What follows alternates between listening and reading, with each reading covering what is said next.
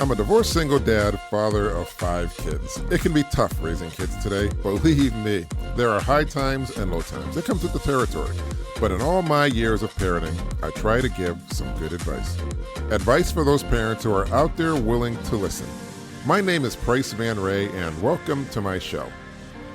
Today we're going to be talking about childhood boredom. Now this is part 2 of a 2-part segment. But first, I want to congratulate all the new parents out there. Boy, are you in for the time of your life. This is an exciting time and a great adventure, so cherish every moment. Now on with the show.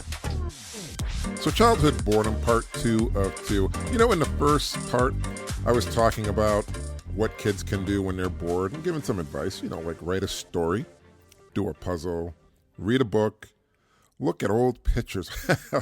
Who doesn't love looking at old pictures?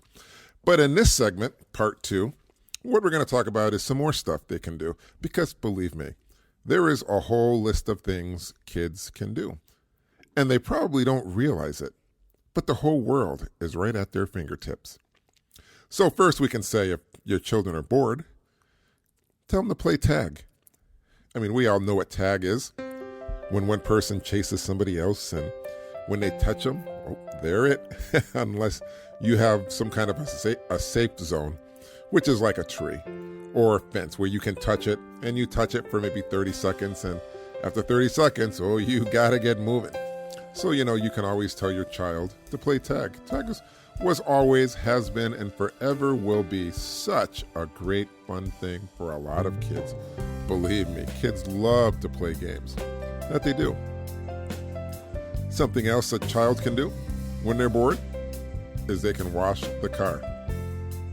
Who doesn't love washing a car on a bright sunny day with the sun beating down on you? In fact, if you wash the car with your child, you can make a whole lot of fun out of it. I remember washing the car with my dad and my sister. I think my mom might have been out there and we were using the hose and we were actually spraying each other. That was so many fun memories. And we were throwing the buckets of water, wasting it. Of course, my dad was getting upset. My dad was a very cheap guy. But who isn't a penny pincher when you're a parent? You got to watch those pennies because a lot of those pennies have to go towards expenses. And like we say, having a child is a happy expense, not an added expense, but it's a happy, happy expense because we love our children, don't we? And we want what's best for them. And we want to help them in life in any way that we can. So the other thing we can do when we're bored, if you want to give some advice to your child, is make up a dance.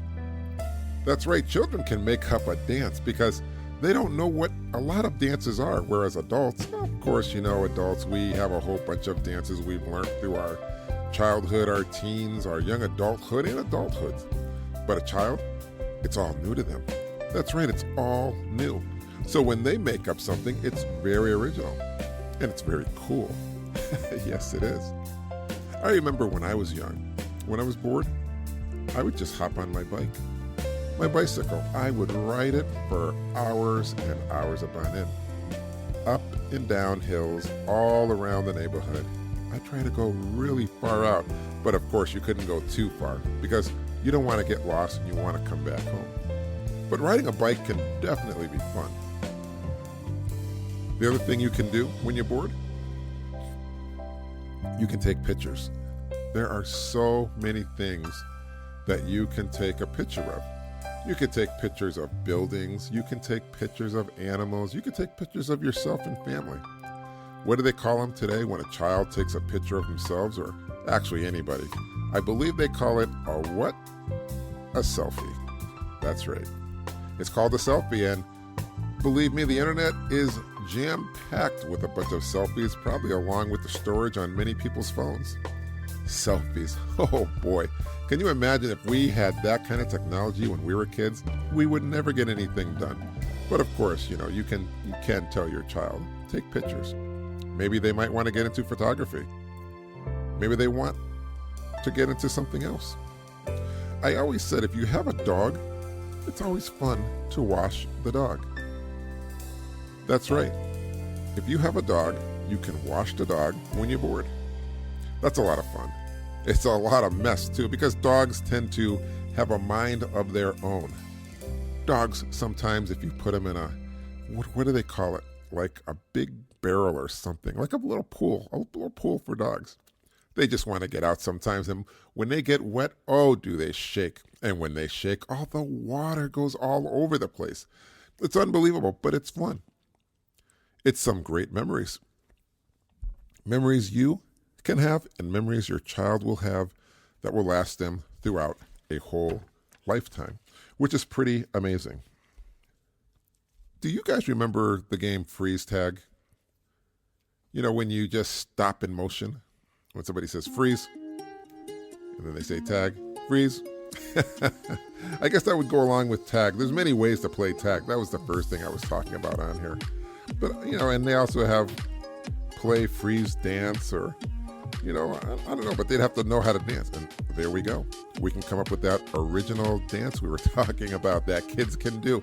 And believe me, kids have a great imagination. There's no limit to a child's imagination because nobody's told them there's limits. That's why when kids are little, they say, I want to be an astronaut. I want to go to Mars or Jupiter. I want to go to the end of the universe, because nobody has ever told them you can't do that. That's a special thing about being a child. Nobody has told you what you can't do. I wonder if that's something they learn when somebody says you can't do that. That's another thing. You don't want to tell your child you can't do that. Always believe in your child. Tell them you can do anything you want to do. That's right. And when you're bored, guess what else you can have? You can have a tea party.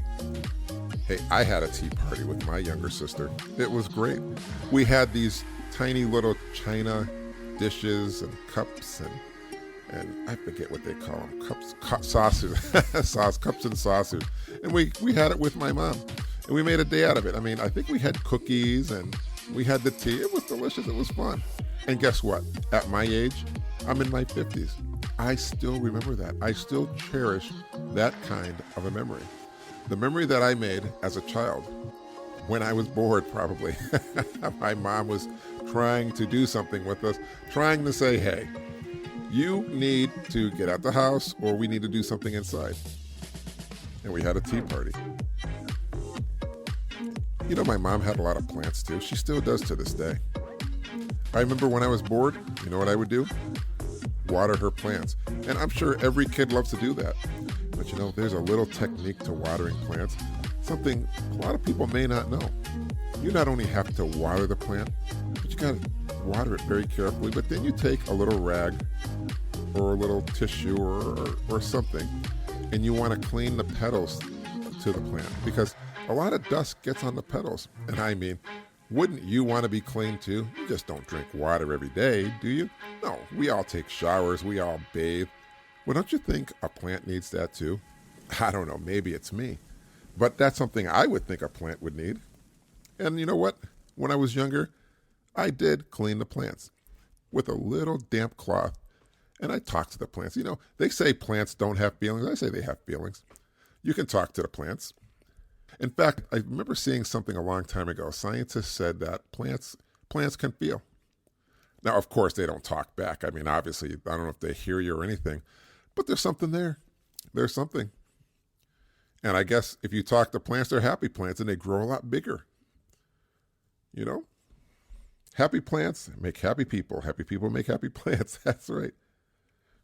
Something else we can do, we can make crafts. Who doesn't love making crafts? Like a little paper lunch bag puppet, or maybe a sock puppet, or maybe gluing something on a paper, or cutting papers, pasting papers, something, or making a statue out of clay, or maybe a mud pie. But crafts can be fun.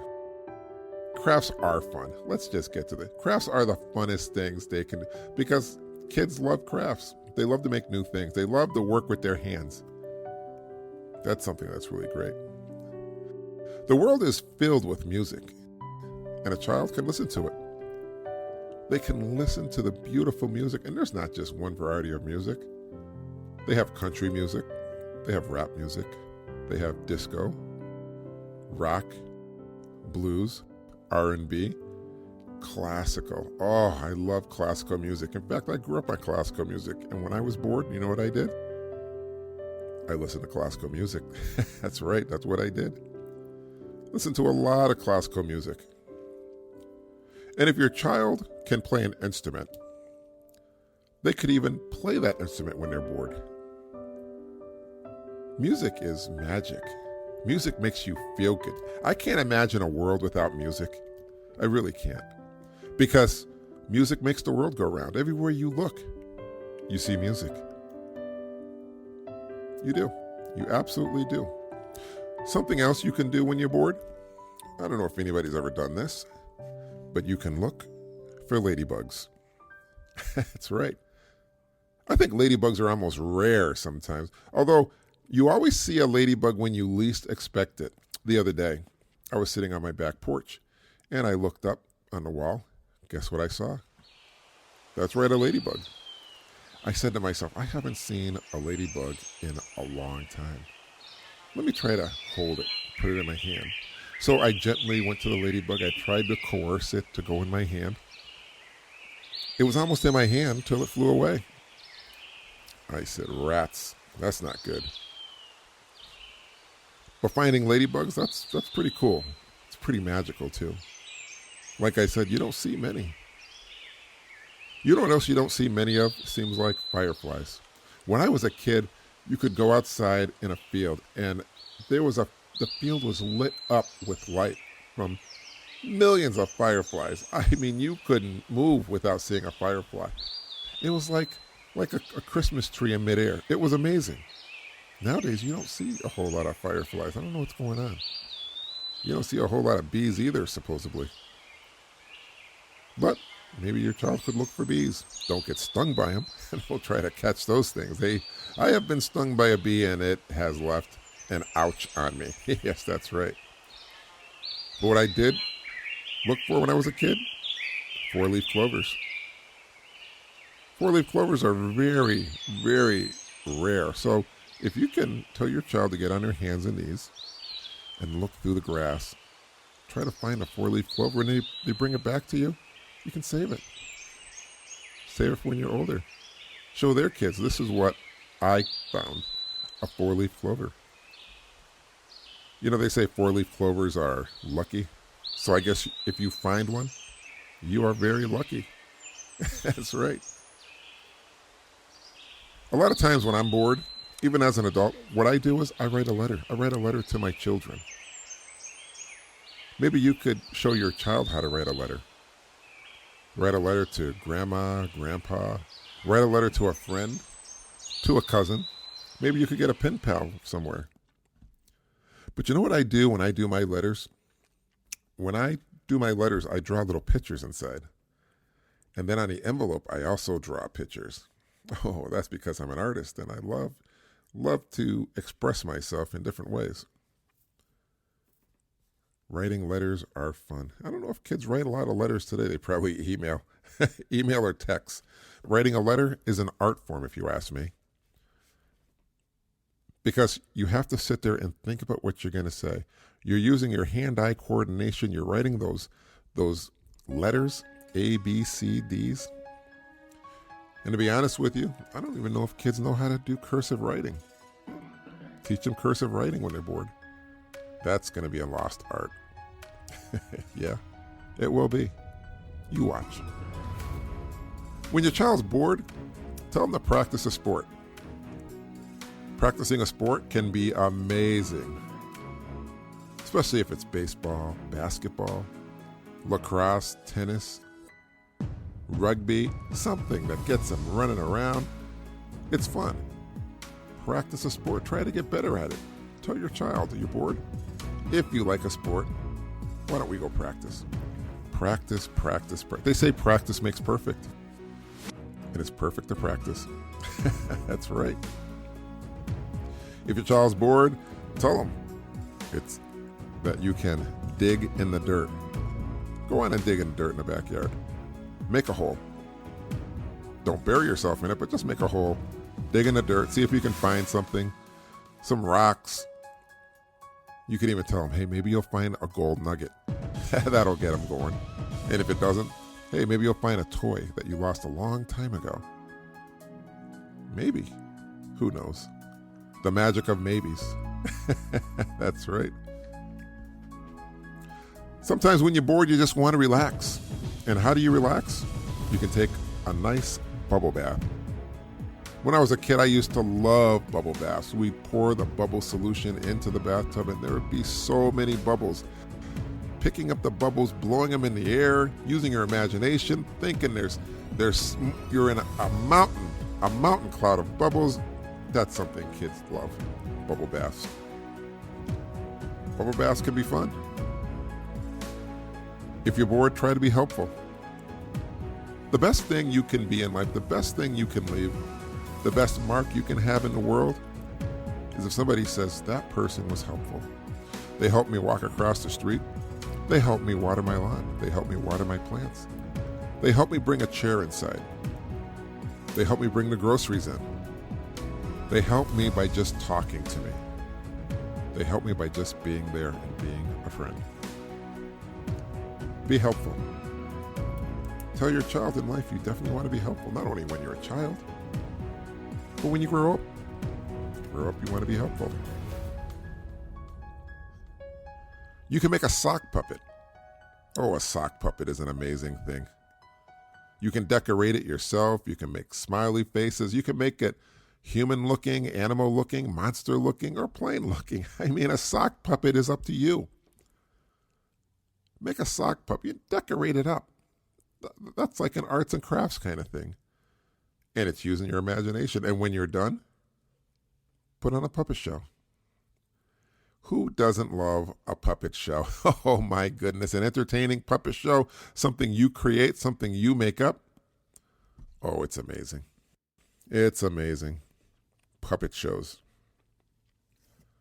Something else you can do when you're bored, you can get a pen, a pencil, or a piece of paper and draw yourself. Drawing yourself can be one of the greatest things you can do in life. How do you see yourself? Do you see yourself like the picture you're going to draw? And if it doesn't look anything like you, practice. And when do you practice? Tell your child, when do you think you can practice? See if your child says, when I'm bored. Maybe they'll pick up on it. Maybe they'll say, when I'm bored, who knows? But when you can draw, it's amazing. Draw yourself. Another thing grandparents love is if you FaceTime them. That's right, FaceTime grandma or grandpa. Oh, grandparents love to see the little smiling faces of their grandchildren. They love to hear from their grandchildren because grandparents love their kids. Grandparents know that when they see a grandchild, a part of them will go on forever. It's amazing because they added to that little bit of life on this earth. FaceTime grandma. Get some memories. Spend some time. You know, my dad, when he spent time with me, we would play baseball, basketball, and then we would play marbles. Marbles are fun. I still have those marbles. I didn't lose them. No, I didn't lose my marbles. I still have those original marbles that my dad played with when he played with me at the park. And those are some memories I will cherish forever, having those marbles. Who would have known, 50 years later, I would have the same marbles that my dad played with me with. And that's a great memory, especially when we were bored. Well, listen, everybody, I hope you got something out of this, and I want to thank you for listening today. If you enjoyed this episode, be sure to subscribe so you're notified when a new podcast is posted. Hey, listen, rate and review this podcast and share it with your family and friends. I'd really appreciate it. And I hope that you're leaving with some great things that make you think. Remember this one last bit of advice. Tomorrow is never promised, so don't go to bed angry at your child or at anyone you love. And before you go to bed tonight, hug your child and tell them, I will love you forever, Dad. See you next time here on Forever Dad.